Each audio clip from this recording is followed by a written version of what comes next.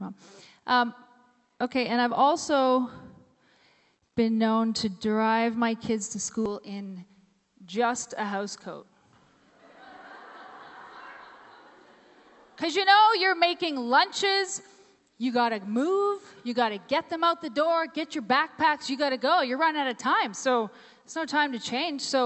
But they just get out of the car, you don't, so what could happen? What? Yeah, last year, me and my Ugg boots and a bright pink Victoria's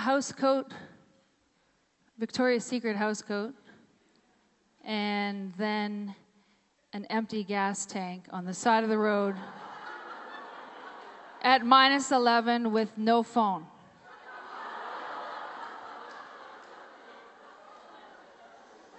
That was a chilly 1.5 km walk down to the gas bar at Max for a jerry can. Jeez.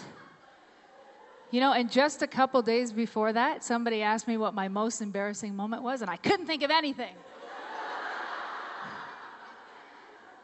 But you think I've learned from that. Now my house coat's blue. Serious. I'm wearing my mother-in-law's house coat, and but it's a zip up, so it's much more. It's covering. It's very covering. Anyways, okay, that's enough about me. So I've just recently returned from a beautiful time away in California for a worship conference called Rest. It was called Rest. I was so attracted to that word.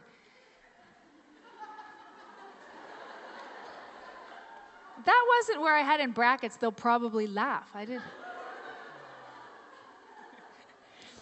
And I've come away from that just a couple weeks ago with the thought of, and the task of, how do I work from a place of rest instead of working so hard to find it? And I sat there in California and I listened as the word poured over me and scripture became more alive to me and real. And I just listened as this beautiful choir of worship leaders just sang over me. It was just beautiful. And I was so enjoying the rest. I sat there in the beautiful redwoods of California. I walked beside the ocean with the sun on my back, and I felt and I heard the voice of God and a renewed sense of purpose. And I was reminded that every gift throughout my life, it's always been Him. God reminds us that there's good ahead and that there is a great good coming. Depending on what stage of life you're in, sometimes there's a belief that the best times of my life are over. And change is continually going on. But allow things to change. As your kids get older, bless the change. I really used to get upset when my kids kept getting older. I kind of still do, but I remember when I used to say, yeah, my kids are 2, 5, and 8. Yeah. They're 16, 13, and 10. Why does that happen? But there's always a new season. And if we try to hold on to what was, we may miss what is.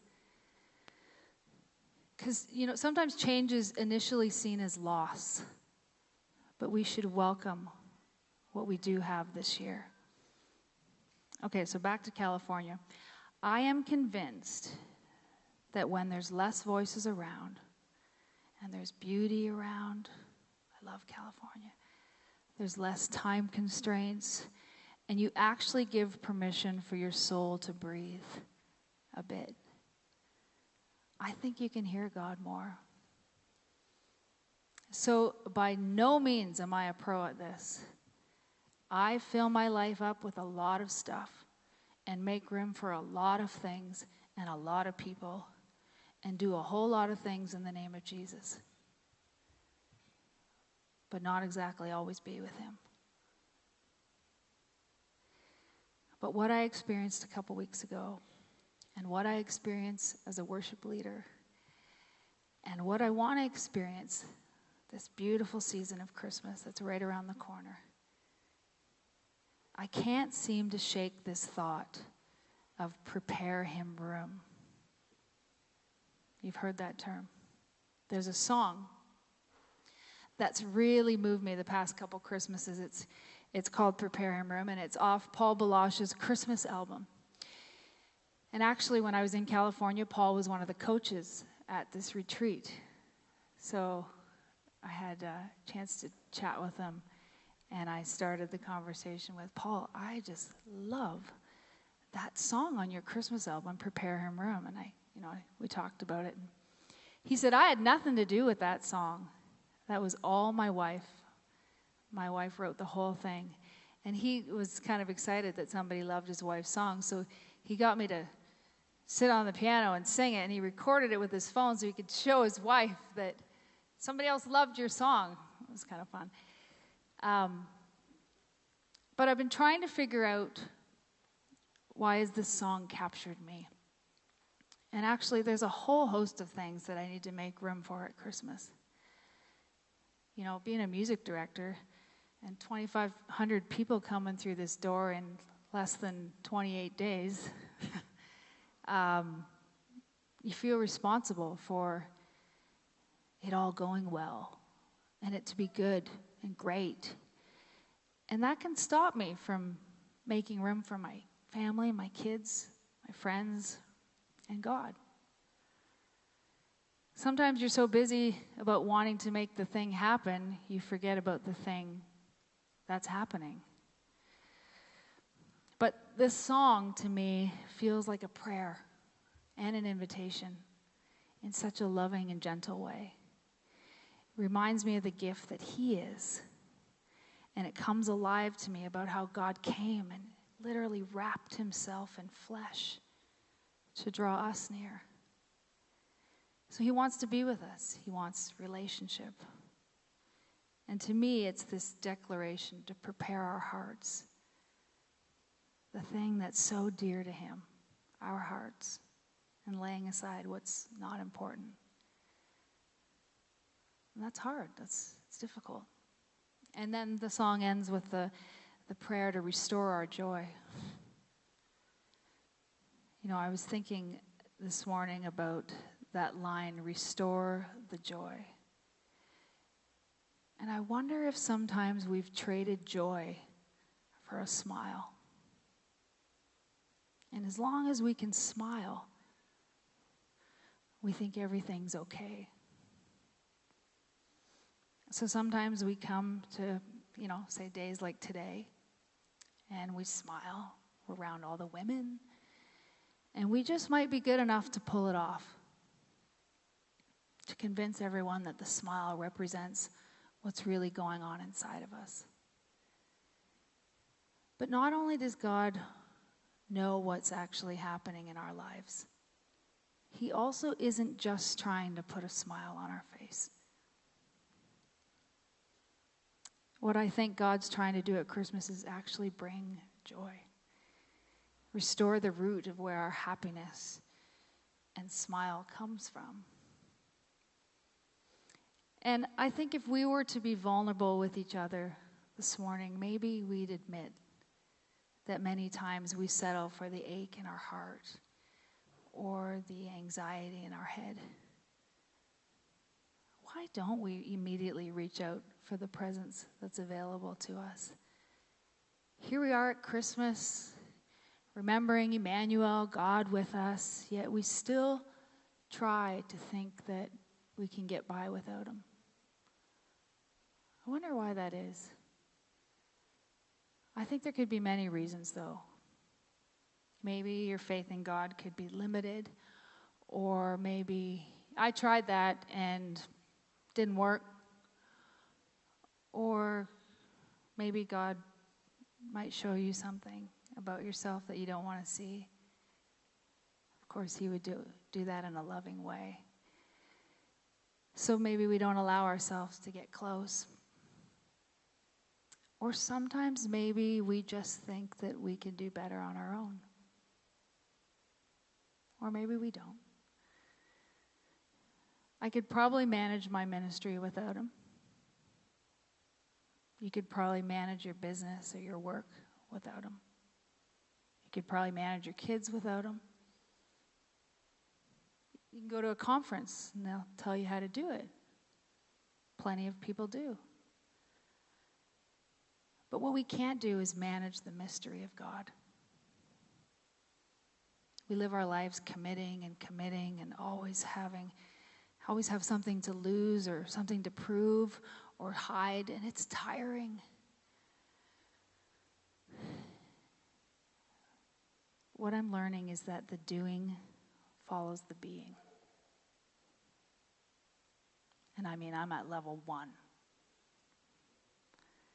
In his presence, there's fullness of joy. And yet, maybe we don't reach out for that joy. The joy that's found in his presence and wholeness and fullness. Because there's really no fulfillment like that which comes in his presence and joy. But let's be honest, even when we do make space for God, he doesn't always show up like we want. Like Kristen said earlier in her sharing with us. She had to get to know a God even when he didn't answer her prayer. Man, those girls were amazing on video. But just because God isn't speaking doesn't mean he's not working.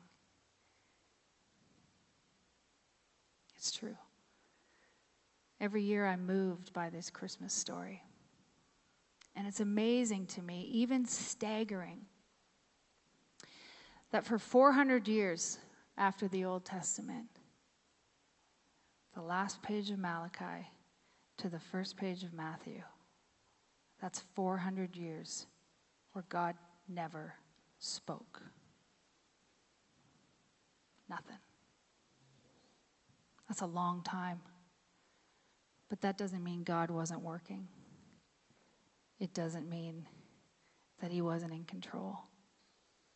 Because we can't mistake his silence for absence. He is in the waiting. Like that song we taught a couple weeks ago, he is in the waiting. So I came across this story that I want to share with you after I take a little drink of water. Listen to this story.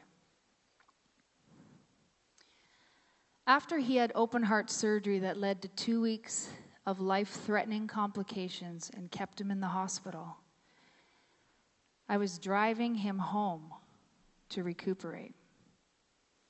From the back seat, my 79-year-old father, lying down as best he could, broke a sober silence by quietly saying, "You know, I had many visitors during my difficult hospital stay, and I appreciated every one. But the one visitor I most wanted to come never showed up." "Who?" I asked with real curiosity. "God," he answered. "I prayed every day that I would feel his presence, and I never did. And I'm so grateful." "Why?" I blurted out this time with wild curiosity. "God counted me worthy to trust what he said in his word in the absence of his felt presence in my experience. And his Spirit empowered me to do just that. Not without struggle, of course. But I never turned away from him. And I think that made him really happy."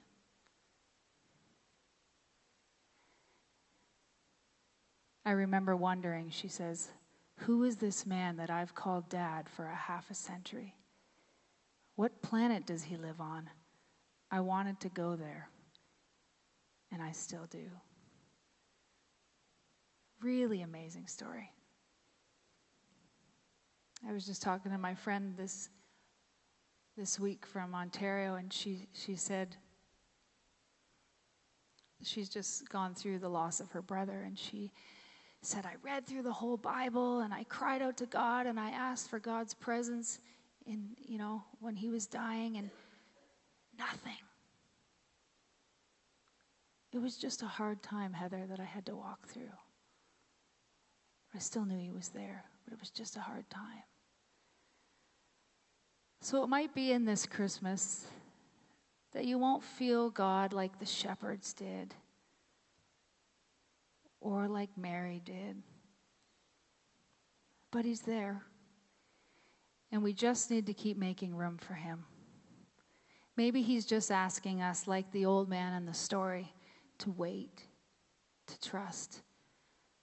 But that doesn't mean he's not with us. It's because he's with us that we can wait and we can trust. So, we've probably, a lot of us have read these Psalms. The Lord is near to all who call upon him, to all who call upon him in truth. God's our refuge and our strength, a very present help in time of trouble. Do I believe this? I want to say yes immediately. But I know that in truth, this is the real question. Do I believe this? That means I don't just say yes in my head, but do I allow this to shape my whole life? But here's the thing. As much as I desire more of his presence, Christmas is the reminder that he desires the same. More of my presence, more of your presence. This is why he clothed himself in flesh to draw us near. The Christmas story is the story about making room. But we know the story. Some people made room. The shepherds, the wise men, Joseph, Mary. And some people didn't. King Herod. Because making room is a choice.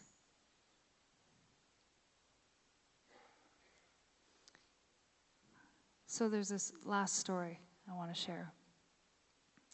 Brennan Manning tells of a man that was not sure about his faith. He wasn't sure how to pray. And he was reaching out to him to ask him, I don't know how to pray. Can you show me? I kind of find it weird. It's kind of weird. So Brennan suggested that he just get in a room and put an empty chair in front of you and imagine that Jesus is sitting in that chair in front of you. And just talk to him like he's your friend. Years pass. They lose contact for a long time. And Brennan is called out years later and hears that he's dying of cancer. And goes to pray with him as he's dying. And when he gets there, he's already passed. He missed it. So he talks to the daughter. And he says, did he die peacefully? And she said, he did, but the strangest thing happened. The doctors told the daughter that as he was dying, they watched him lean over his bed and rest his head on an empty chair beside his bed. He died in the loving arms of Jesus. Because at first, he didn't know how to make room for God. So maybe it was clumsy and awkward. I'm putting this chair here or whatever to pull up an empty chair. But the beautiful part is that chair didn't stay empty. Because the room was filled with the presence of God, and because an old man can rest his head at his most vulnerable moment right into the arms of Jesus.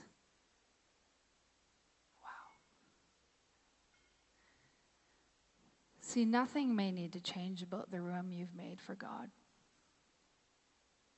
But the more time you spend in the room you've made for him, the more you realize it's filled with his presence.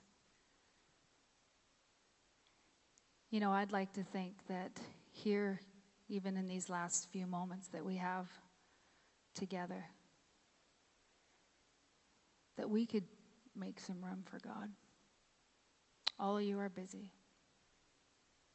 All of you are a gift. All of you bring so much to so many people. Give to your husbands, your neighbors, your friends, your kids. The list goes on. This morning, I want to give you a gift. I want to sing this song that's so special to me over you. There are times when the soul just needs to breathe and do nothing. Don't think about your husband. Don't think about your broken relationships. Don't think about what you're angry about or what you're worried about, your shopping list, or what you need to do after. But just to be still in his presence and receive these words. This will be an interesting transition as I go to the piano.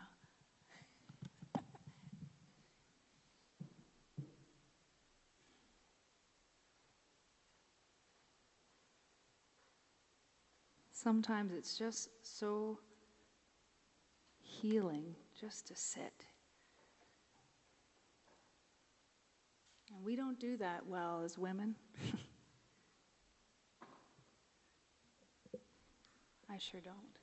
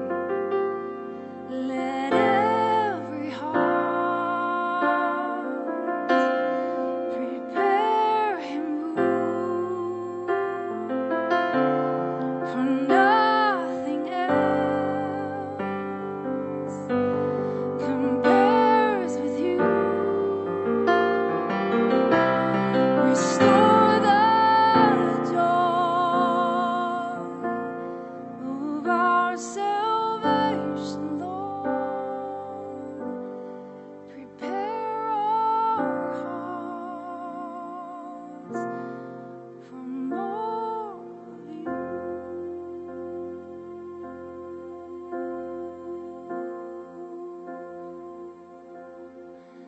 Let every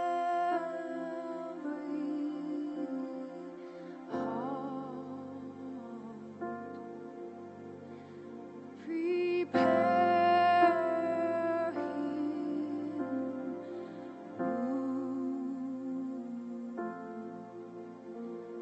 in heaven and nature sing. In heaven and nature sing.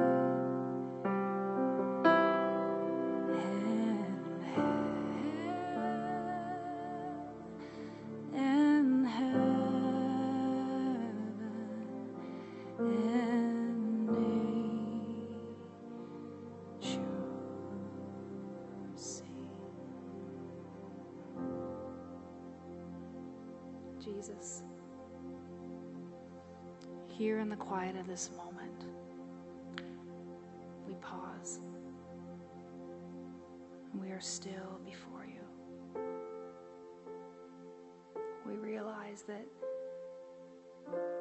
it's the emptiness and the quietness that you long to come into and fill and inhabit and heal. And this morning I ask for the lyrics of a Christmas song that has been sung for hundreds and hundreds of years. Let every heart prepare him room to somehow come to pass with all of us today. That we would remember and confess that you always inhabit the room that we make for you. An empty chair, an empty manger, an empty heart.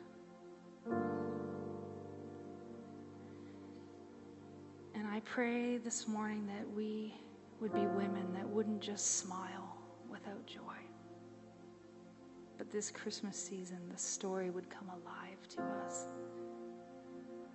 The present would be your presence. And the joy that only you bring would begin to change our lives different than it has. And for some, it may be that we need to move over and make room for family, for our children, or let others in a little bit more than we have, because doing life alone was never the way you intended.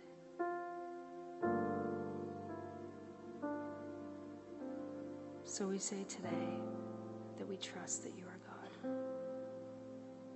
Whether we feel your felt presence or not, we know that you're there. You've got it under control. You see further than us. You care for each one of us. And we can take courage because you are in the waiting. And we ask this all in your beautiful name. Amen. Amen.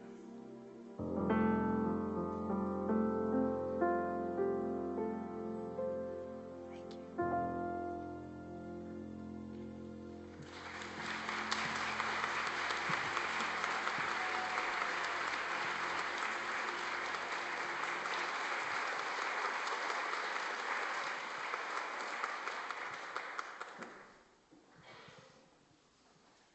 Beautiful. Heather and I invite you to have a beautiful Christmas. We invite you from Westside Kings come January, if any of you want to come to any of the Bible studies that we're hosting at our church, to please feel welcome. We welcome you. Heather wanted me to share too, or just say to you, our doors are always open. Our hearts are always open. We as women at this church, we don't care if you attend or not, you're welcome to our Bible studies. But if you want to come and be a part of our family, we open up our arms to you today.